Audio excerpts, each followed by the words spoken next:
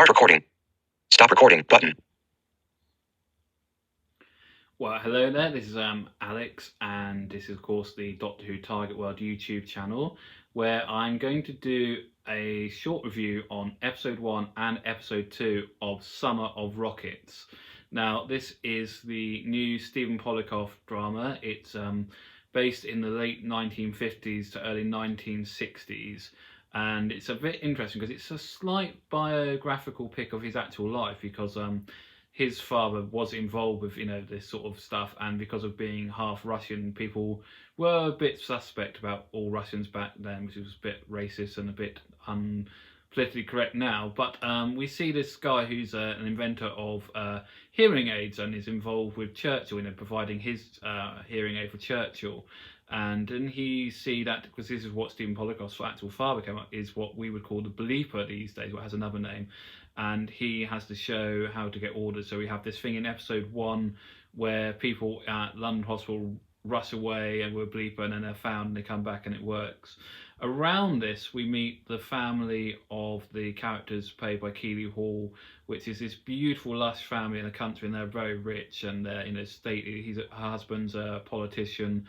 And we sort of meet them and we see how the Petruvikums, I think that's how you pronounce their surname, it might be bad pronunciation there, come under the spell of this beautiful household and this beautiful fashion and these very sort of loose things. In the 1950s, when everything was a little bit grey after the Second World War and people suspected Russians, and around that we have the last ever sort of where the Queen gave, women were put in front of the Queen who would get, balls and all that sort of stuff. But yeah, and the daughter of the Petruvian family is made to do, obviously doesn't get there in time, so she's not actually introduced to the Queen or anything like that.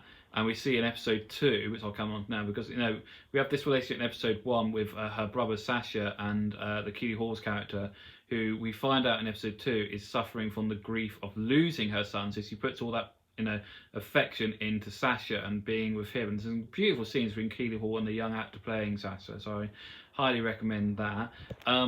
Yeah, then we move to the whole spy thing. Around this whole episode 1, we have these sort of spies on cars that are following the Petruvian character, and Toby Stevenson plays him fantastic, I might add.